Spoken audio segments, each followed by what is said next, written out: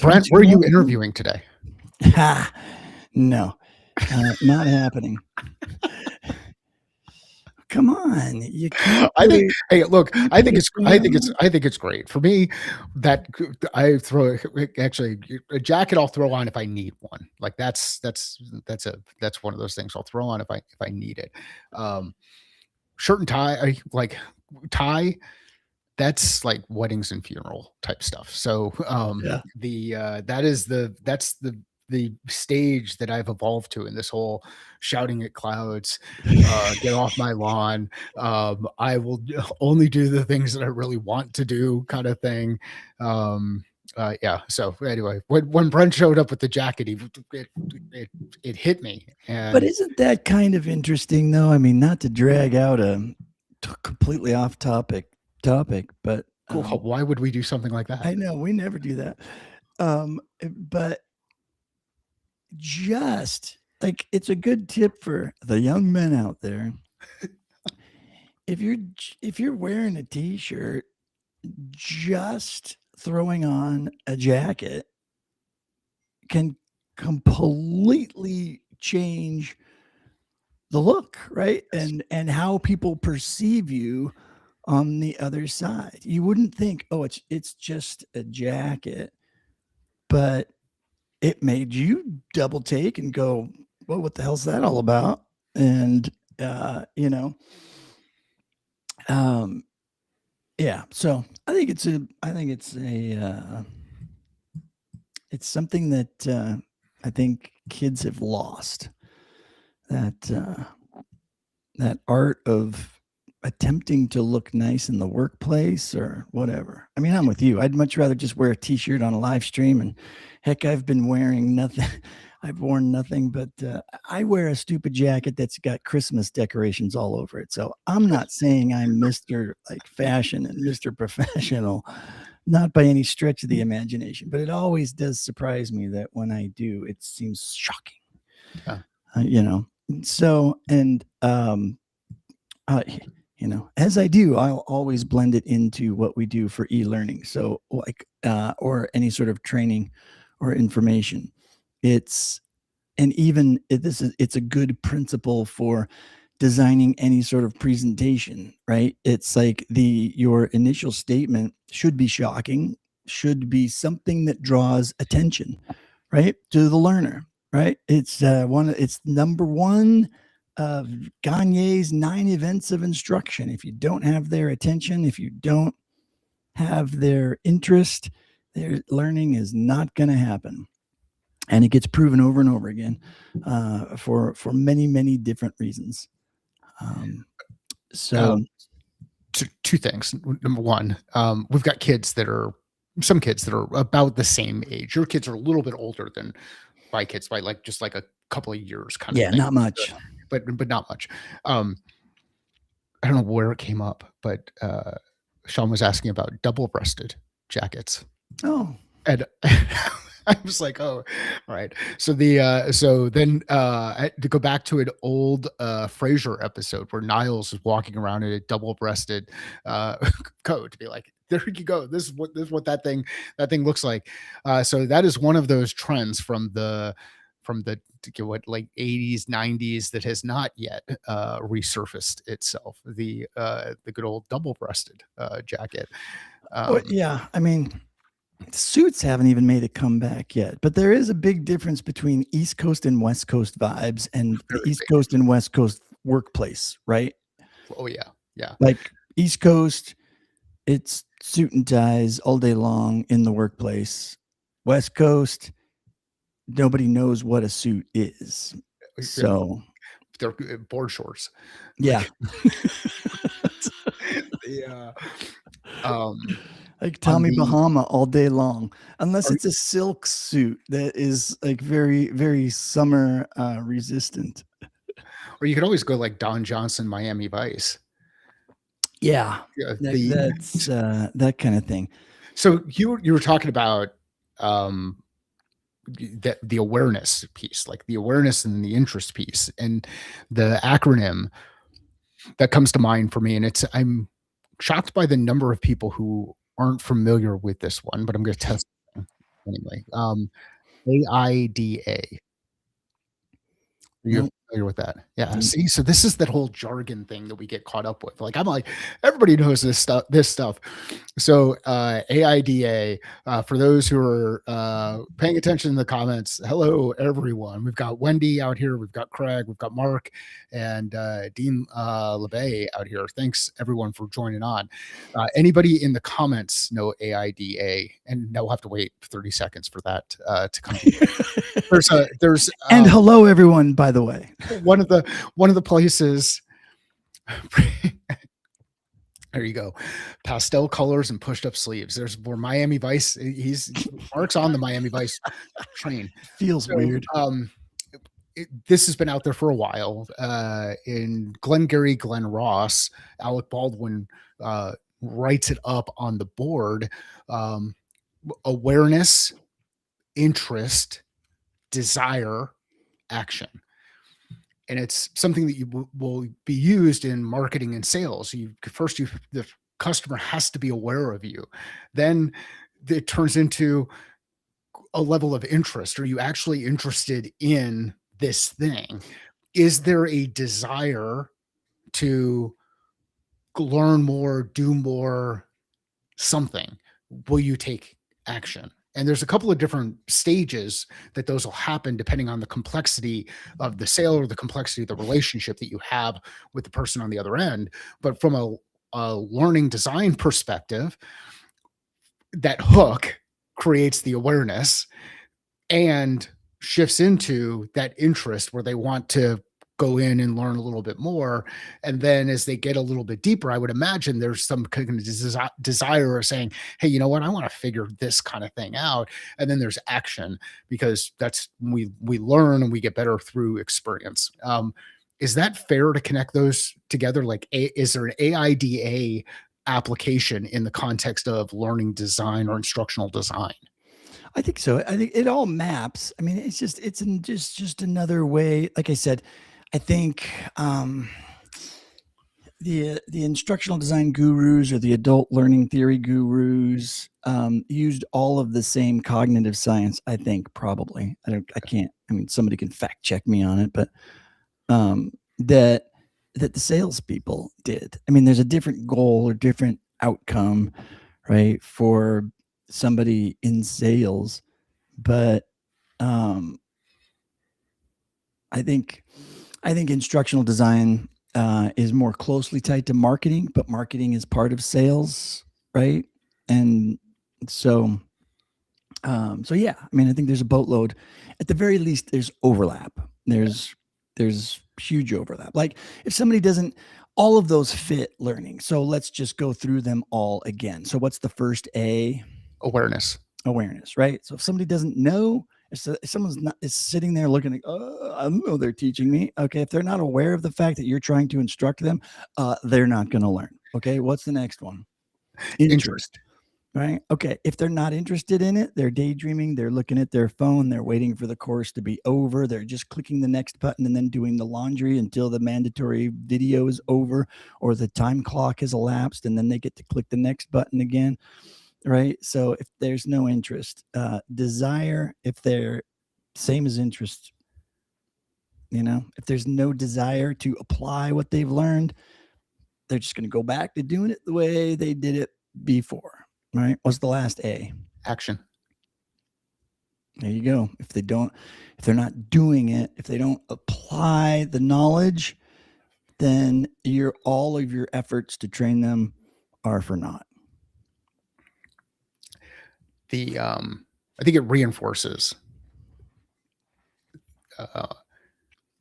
how similar we really are, yet how much bullshit we allow to get in the way of us actually getting work done or getting things done or working toward accomplishing something. Because a lot of times people just want to go fast. They want to get to, you pull in the whole Ricky Bobby thing. Like they want to move into the action. We want to get to the action. We want to get to the action. We want to get to the action. And then ultimately, all of a sudden, what we do is we find ourselves adding more work for the sake of work and not actually making any progress toward the thing that we're trying to do, not making progress toward figuring out how to climb one of those desert landscape things that's in the background back there. Well, it's Like activity versus whatever they say in sales when they're right. They measure a lot of times sales teams will measure activity. So that's like if we do more activity, we're going to close more deals and we're going to do more sales, as opposed to, hey, if we're more targeted and we're smarter about the call plan, the yeah, oh my god, I'm reaching for all that's of the okay. good stuff and I All the can't good think. stuff. The Call plan, category, account plan, territory plan, all the the plans. regional category thing, or Yeah. dang it, I can't pull my words out today. But if you can't, yeah, I mean, if you're not targeting it's not going to happen. So as we communicate better with each other and we align on words and objectives and the things that we're working toward, then we get to a point where we can start to reduce some of that friction, the confusion that happens, and actually accelerate speed to impact. So, but that's not what we were talking. We went from jackets to AIDA To to Glengarry Glen Ross, and we didn't even bring up closers don't get coffee. yeah, okay, coffee. Hey, Or there you no, go. Coffee is for only closers. closers Uh, get coffee. I, That's what I I swear my favorite version of that though, and it's so much better than the original is Cocoa is for cobblers. Um, and it's a Saturday Night Live skit where have you seen this one?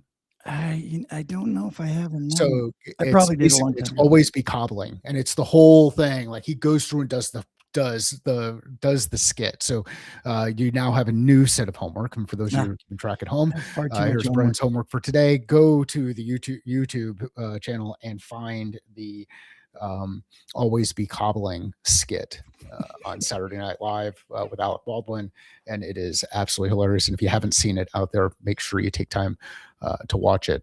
Mark Shepard added in here as you talk about AIDA, I'm reminded of Nir Eyal's hooked model for habit forming products. Nir Eyal's hooked model for habit. Yeah. I remember, yeah, why do I know that guy's name? What book did he did the one on checklists? Is he the checklist guy? No, that's the guy with the really long, hard to pronounce name, was the checklist guy. I'm imagining, because I know there's a book named Hooked, that might be the book he wrote, but I don't know. But I think he did other ones too. I don't think it's the only one he did. And I recognize his name for other things. There's another thing that he's known for besides Hooked. But yeah, good call, Mark. Good shout out. So everybody go look for that book, or somebody paste a link in the chat would be awesome. Hey, we're at quarter after. Let's jump into the news. Let's do it. Today, top headlines are Washington State versus the algorithms. New high-risk AI bill targets HR and ed tech. The efficiency trap, why fast content is killing L&D strategy in 2026, and the blandness of virtual teams. New data says isolation, no collaboration breeds the best ideas. So for those of you that are new, I created an agent that would produce the news for me. And I asked it to do one breaking news high-tech story as segment A. Segment B is something around technology, all revolving around L&D or something tangential to L&D. Something technology-based for the second one, and the third one would be something cultural-based or human-based.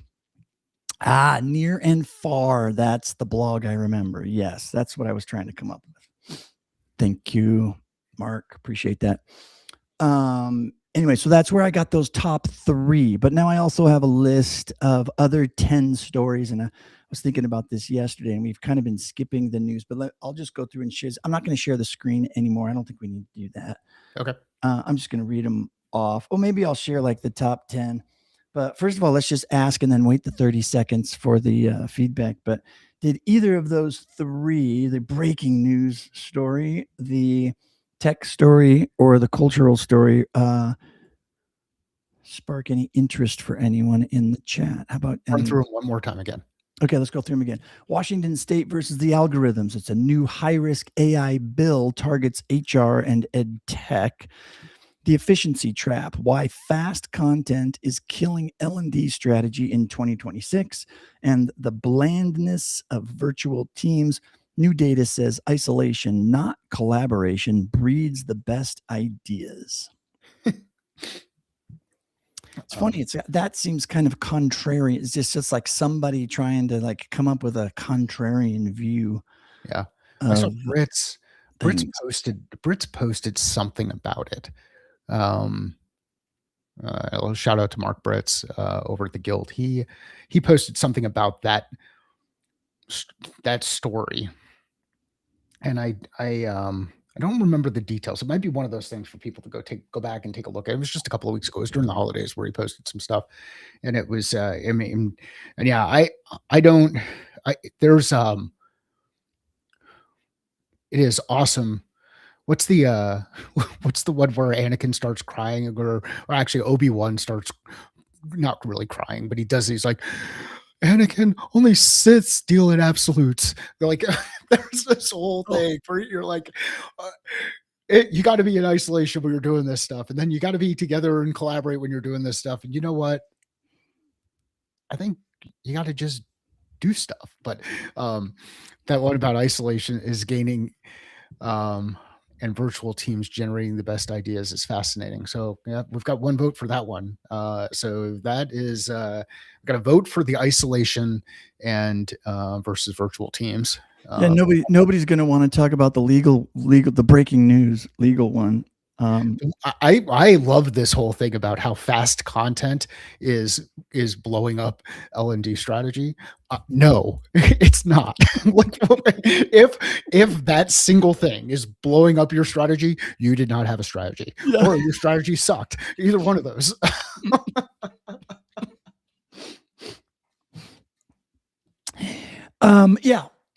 Yeah, for sure. All right. So the my agent here also writes me a script for how to talk about each of these. Just to be clear, I'll just read through it real quick. The breaking news of the Pacific Northwest. Lawmakers in Washington state introduced a sweeping slate of bills yesterday, January 12th, that target what they call high-stakes AI decisions. This isn't about deepfakes. The legislation specifically targets employment and education. Here's the reality. If this bill passes, any AI system used to make consequential decisions like hiring, firing, or even student discipline will face strict discrimination audits. You will be required to disclose when a human is interacting with AI and provide explainability for adverse decisions. This sets up a massive showdown. Just last month, the White House signed an executive order attempting to block this exact kind of state-level patchwork, but with Illinois' AI employment law already live as of January 1st, and now Washington pushing harder, compliance officers and HR tech vendors are stuck in the middle of a federal-state power struggle. The takeaway: if you are buying HR or L&D tech in Q1, your first question to the vendor must be, are you ready for Washington and Illinois? If they hesitate, close the checkbook.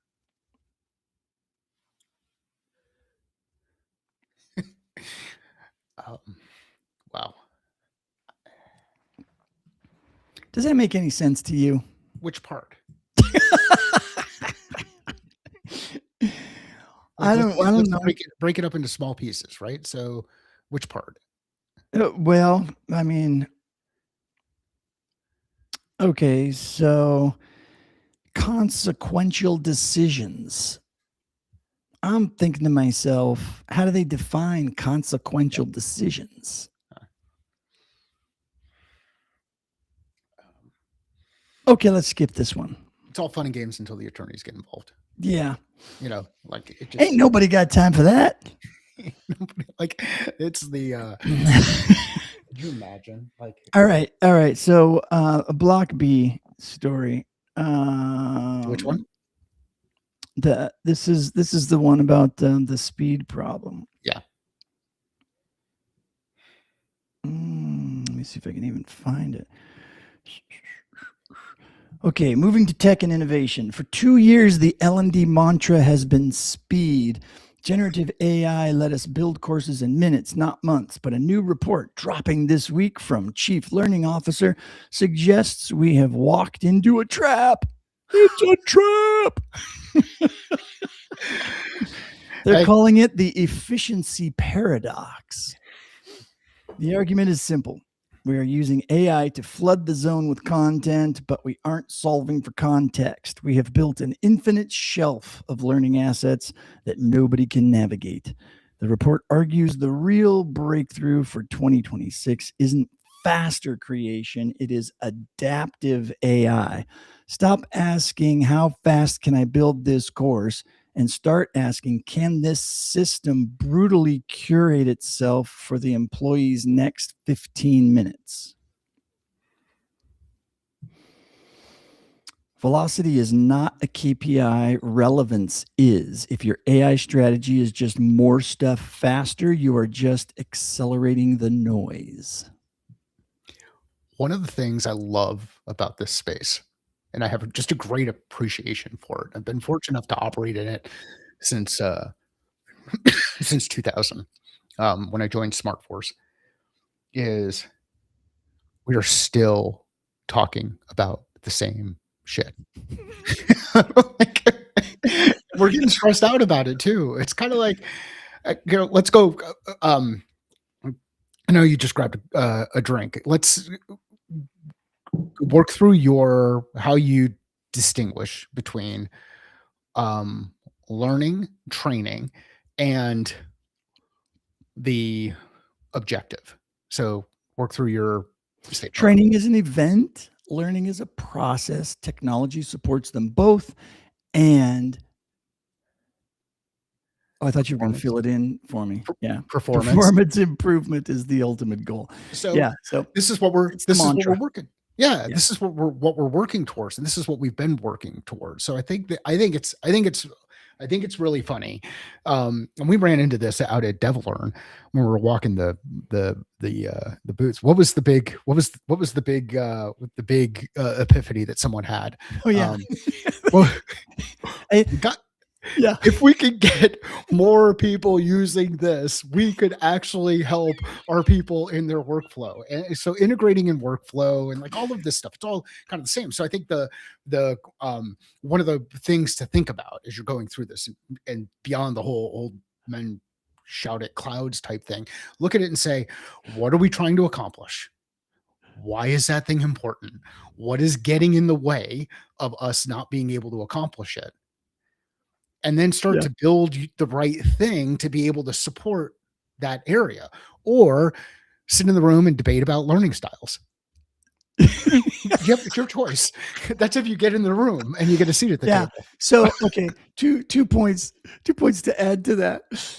There are the academics, and then there are the practitioners in the corporate training side. I've always argued that those are two very distinct groups within L&D, and they have very different conversations, and they talk past each other a lot. Tons of people will argue that with me. They'll, instructional design. It doesn't matter if you apply it in a university or a college, or if you apply it in a corporate workplace, and blah. And I'm like, no, you're obviously an academic and you've never worked in an actual workplace before, so you don't really know what you're talking about. And it's about as clear as I can put that. They are absolutely two different things, and they should just be treated as such. So there's that. The other thing I actually saw this morning, and God bless her, I don't know the woman. This is what prompted my LinkedIn post yesterday about there's thousands of you out there that I don't know and you probably don't know me. Yeah. So let's connect, right? And let's meet. And this woman has a picture of herself, and her post is, "I've been in L&D for 10 years." And I'm like, oh, isn't that cute?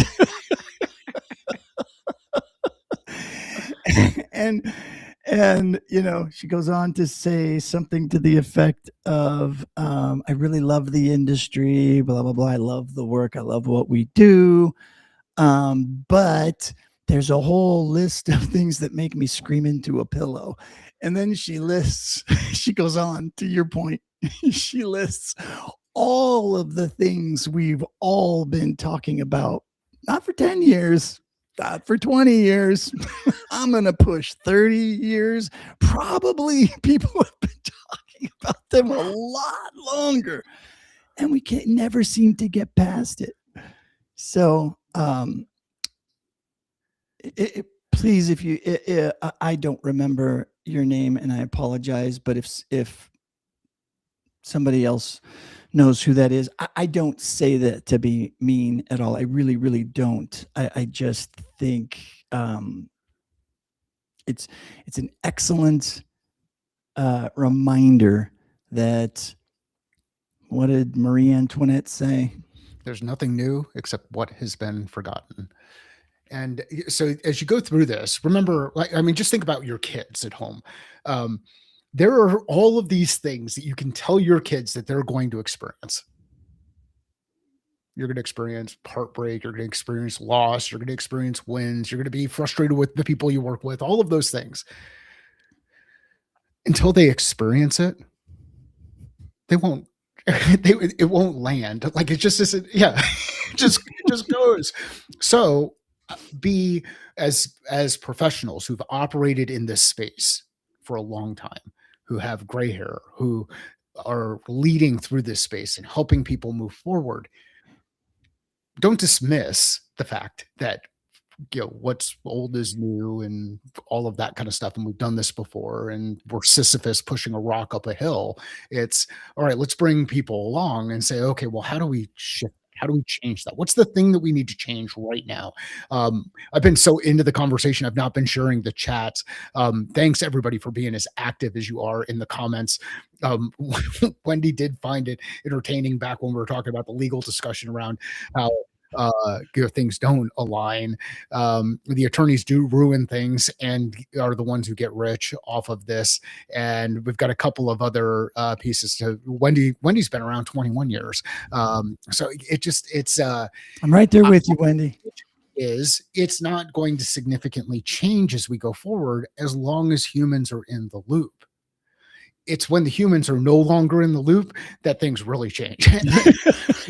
And then I don't know what we're going to be talking about at that point in time. Well, yeah, I think, and I think really, really what that story is all about is what's this is what's naturally going to happen, because we are all experiencing it, and our learners are experiencing it. Some will learn it faster than others. Some will experience it later on. They'll wait until somebody tells them this is how it works now. It's like the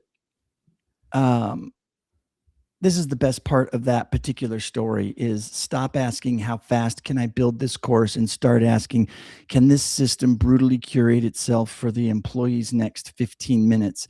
And it basically, what it's saying is, instead of just creating static content, have you created a system and an ecosystem, or have you turned one on, or have you taught your people how to use a system that says, hey, if you've got 10 minutes, ask this thing the right questions and let it walk you through that. You learn to ask it the right questions, and it will give you the answers you need, and you will learn, because you're the one formulating the questions and you're the one doing it. It's what instructional designers have been trying and attempting to do for years, is to walk people through that learning theory, that process, that and to do it electronically. But now we've got AI to do it. So Now what? Well, so let's work through just, and as we wrap things up, I know we've only got a little bit of time left here as we go through We this, still but have one more story though, so let's talk about this and then we'll hit the third one. so let's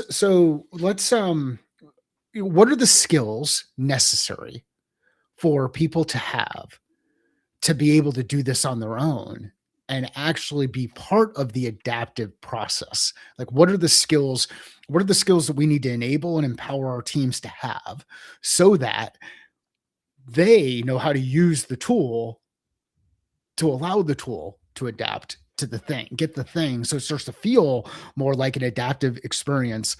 What are the skills? Yeah. Well, so here's the thing. It is the reason why this is going to take a while is that it's a mental shift, and Wendy nails it really. She says, I'm okay with that. However, I'm not okay with students using AI to create their own Yep. training. Yep. Right. And that, so, um, it's like,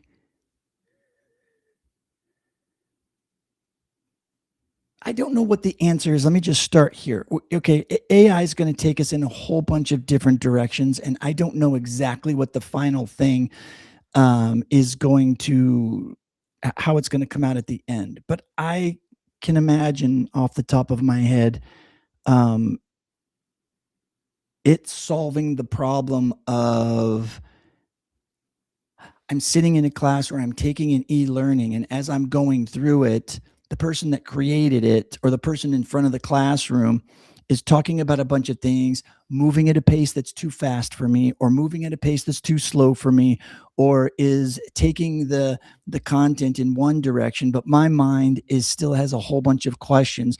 And I raise my hand and do I stop her and have her go down a rabbit hole? Do I write down the question? Do I wait for the Q&A at the end? Instead, I'm just asking AI. I'm collecting these questions and I'm asking AI. It's like having the instructor next to you. So you're not, you may be getting the goal, which is typically given to you. Like when you're going through onboarding training, it's like, hey, here's your job. Here's how our company does things. Here's the specific, you're an engineer, but our company does XYZ, versions of engineering in this particular way, whereas you may have learned it in school another way. Okay. Whatever. You're going to have a whole bunch of questions, and to not have to take the time of the company expert, this is where the value lies, where if you have a system or an ecosystem in place that has all of the collective knowledge of all of the experts in that business collected, and you have an LLM that's learned from all of them, now your new onboarding employees can be asking questions of the AI. The AI can be giving the information and helping to quote unquote train or onboard the new engineers, as opposed to taking the time of the experienced engineers who you're paying a lot of money to actually do work. They can continue to do work, but their knowledge is being collected and has been collected into this LLM that can manage all of the onboarding and answer all of the silly questions that are interrupting the experts. And you hit on this skill that I hoped you would hit on, which is the ability to ask questions. Like if you build up this skill, call it call it curiosity. You build up this skill where you feel comfortable asking questions.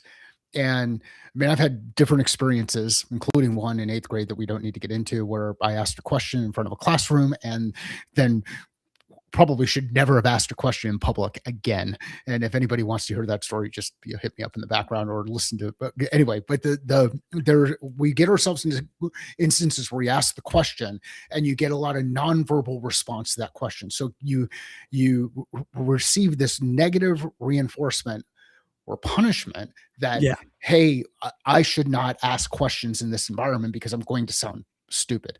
One of the things I lead any workshop that I'm doing, I lead off with this statement. I say, it is our obligation. If you have a question, it is your obligation as a leader in this room to ask the question, because somebody else in the room may not feel comfortable asking that question.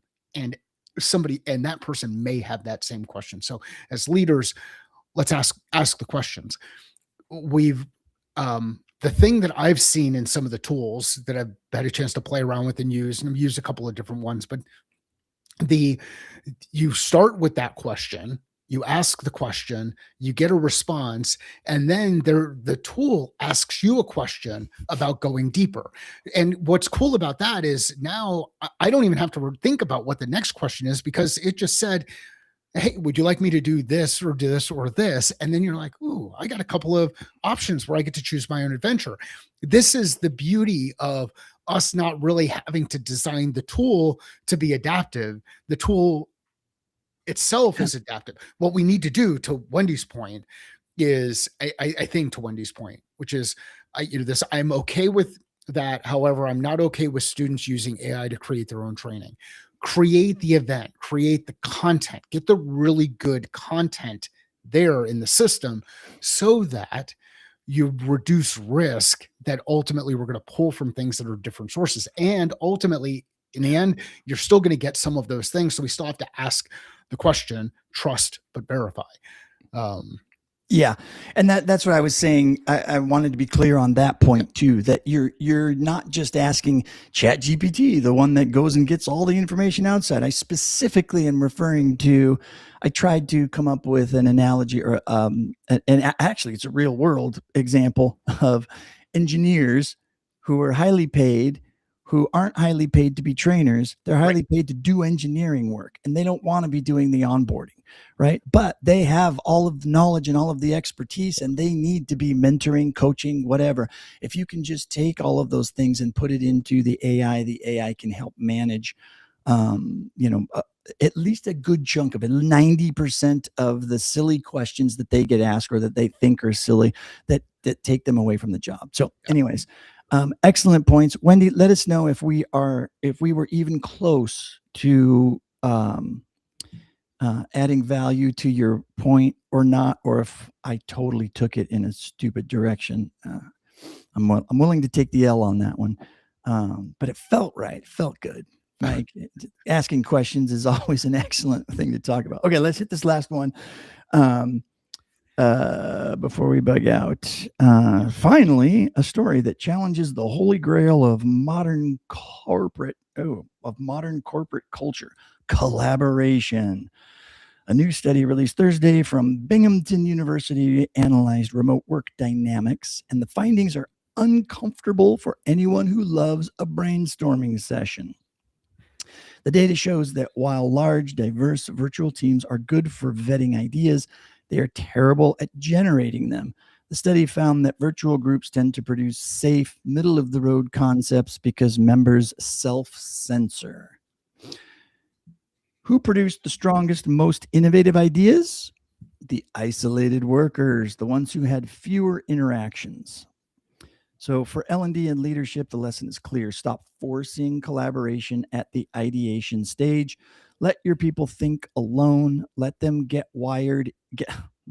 Let them get weird in isolation. Then bring the team in to kill the bad ideas. Collaboration is a filter, not a generator. I call bullshit. Ooh, I love it when he does that. And the reason I call bullshit on it, and there's a time and a place for each one of these things.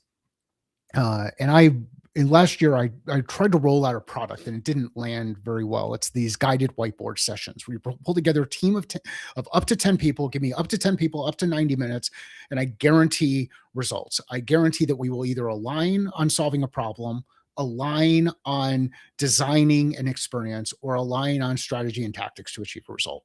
It seems pretty simple. The thing that didn't do very well was the marketing piece and that kind of stuff around it. And when we did it, we got a lot of really good feedback. So I think there's still an opportunity out there. Here's my point, though. The thing feedback I got consistently was that having an outside person lead people through this collaborative session created more space where people were comfortable putting information out there and getting it up on the whiteboard. And that was a difference from when, let's say, I'm leading the sales meeting or leading the team meeting or leading whatever, and I dismiss your idea because it just didn't align with my thing, or I wanted to take the time to share my perspective or whatever. So um, it's not it's the key piece that they highlighted there is that there's a culture challenge inside the organization where people feel like I need to filter the words that I say out loud because there are negative repercussions to saying those things because I might piss somebody off or hurt somebody's feelings or whatever the fuck it is that they're going to do to the person on the other end. We're now 2 for 2 this week in dropping F bombs. It is one of those, it's one of those things where it's not that it's the collaborative environment or the alone environment. It's the way that each of those environments are reinforced. At the same time, I'm a strong proponent of real work doesn't happen in meetings. It's very hard to get real work to happen in meetings. It's very easy to get lost. It's very easy to hide and all of those things. So I call bullshit on the study. In fact, if you happen to be part of that research and you put it together, I would love the opportunity to interview you in this environment or on the podcast, either one of those, because I would like to go a little bit deeper and figure out exactly what, I think how you pulled it together. I think, yeah, to your point, I think the cause and effect is wrong. It misses out on far too many variables. Because you're right. I mean, even if you take a whole bunch of people, send them home, put them in isolation, when they bring those ideas back, they're still going to filter them all. Right? I mean, what are you going to do? Say, okay, everybody bring your idea on a little sheet of paper and throw it in a hat, and we're going to juggle it up, and then we're going to reach into the hat, and we're going to pull one out, and we're going to discuss it, but we're not going to attach it to anybody's name because we don't want to hurt their feelings. The only way I can remember, there's a couple things I'll share. I'll try to be brief. One of the most, once I started realizing that brainstorming sessions weren't they weren't working, and they had all of these other cultural issues along with them, Right. and all of that. I remember hearing Tom Peters talk about it shouldn't be called brainstorming. It should be called, I don't remember exactly what it was, but brain filling. He's like, if you're trying to do brainstorming, you're basically trying to just automatically generate ideas and throw them out on a board. The only way you're going to generate ideas is to fill your brain. So if you want to do brainstorming to come up with new good ideas, be constantly filling your brain with new and different ideas from areas outside of your area of interest. One of his examples of how he did it was every time that he took a flight, he would go into the store inside the airport and just randomly grab 5 or 6 magazines. Cool. It could be women's magazines, could be engineering magazines, Field and Stream, anything. Grab 5 just random stupid magazines. You don't have to care about the topic or not. And then when he's on the plane, he's going through all of them, and he's generating interesting thoughts and interesting ideas from categories, from ideas, from industries that he never has thought about. And now he's filled his brain with things. Now he's ready to discern them and push them out and put them into something that may or may not be useful in the future. So I like that idea of brain filling instead of the brainstorming. There was something else I was going to add to this, but I don't want to waste anybody's time. Craig joined me a number of years ago on the podcast. We talked about creativity. And like, are people creative? Like, are you creative? Do you think of yourself as a creative person, Brent? Yes. Yeah. Do you think there are a lot of people who do not think of themselves as creative? Yes. Everybody but me. It seems like. I didn't Everybody say that I run into, whether or not they were creative from your perspective, but they think of themselves as not creative. right? So they think of themselves not creative. Yet the reality is, as humans, we're creative. We create things. We create solutions to problems that we run into based on the pieces of information that we have at any point in time. And whether your creative process is, or your creative outlet is drawing or music or expression on a whiteboard or this kind of stuff, whatever it is, you are creative. You may have suppressed that creativity over a period of time because of any number of things. There was a story that I forget his last name. I think it's Doug, and um, Doug Boucher, I think. I'll go back and I'll correct it. But Doug used to work at Xerox, and he shared a story around the America's Cup. And in the America's Cup, which is a sailboat race, the traditional way to raise a sail, and I'm not a sailor, but the traditional way was hand crank. So you get your hand on a crank, and if you look at old videos, you see people hand cranking sails up. Mhm. One of the teams brought on someone who had a cycling background, and the person with the cycling background looked at it and was like, "Huh, that looks a lot like a crank that I would use to pedal a bike. What would happen if I used a foot crank to raise the sail? How much more power you put into that situation?" And you get into this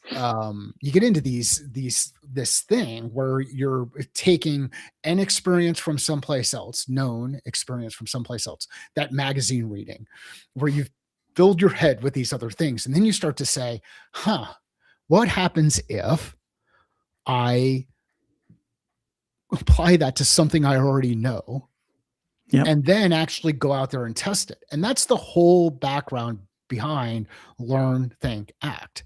You learn, you think, you reflect on how it connects to what you already know, and then you take action, and that accelerates speed to action. And that's one of the things that we do in the newsletter each week is that learn, think, act. But it's how so there's this, it does nothing. And I've got to go now. I'm going to go read this thing. I'm going to see if we can get a hold of somebody. I'm going to see if we can get them on here Yeah. or some other environment to go a little bit deeper and find out exactly what was it like. What were they really testing for? What was their hypothesis that they went into applying the scientific method to going and doing this research and coming out and pulling something out? Like, what was their hypothesis going in? How did they test it? What data did they pull? What data did they forget to include? And what's their general objective with what they put out in the marketplace, other than to get two jackasses who yell at clouds to talk about it for 15 minutes? Yeah, it's I often think of creativity as, and I like what Craig said. I think the biggest problem is that people just automatically associate creativity with art. Yes, it's creative problem solving. It's creative. It's taking something that seems to be the known way of doing things and putting something odd or different into the mix, taking two seemingly disparate ideas, blending them, and uh, coming up with something new.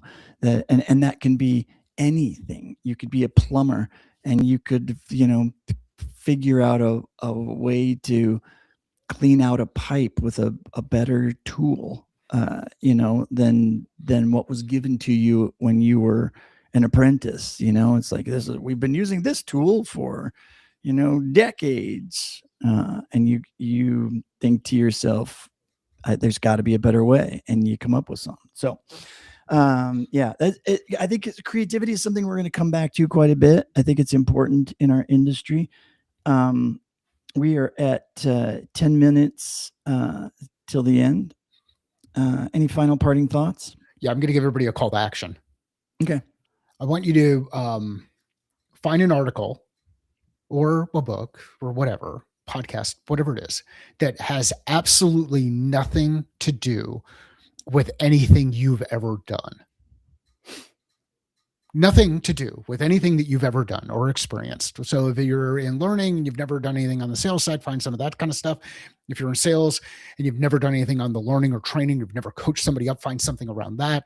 If you have never driven a Jeep off road or played the game of golf or drawn something or used some of the AI tools we're talking, just find something that relates to something you've never done.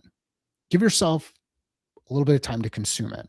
And then at the end of the consumption of that thing, and try to do it in small pieces. So maybe a small podcast or a small article or a LinkedIn post from someone you don't know, whatever it is. Think about how what they said applies to something you have done, how it fits, how it might help you think a little bit differently about the things you've already done. Do it and share that with us tomorrow. Do it today and share it with us tomorrow. Brent, outstanding idea. I'm sure you're all rushing off to do that right now. Good job. Brent, where can people find you? Hit me up on LinkedIn. You find your catalyst at findmycatalyst.com. Thanks, everybody. Awesome discussion. Love to see everybody in the comments in the chat. It's great to see full house as Craig highlighted a little bit earlier. Yeah, we're gonna see some new and familiar faces. We hit a lot of topics today, and which is good. And I tried to be a little bit more purposeful about moving us from one topic to the next. So you're a professional. You're wearing a jacket today. That's right. That's what it triggered the whole thing. Good to see everybody. Same bat time, same bat.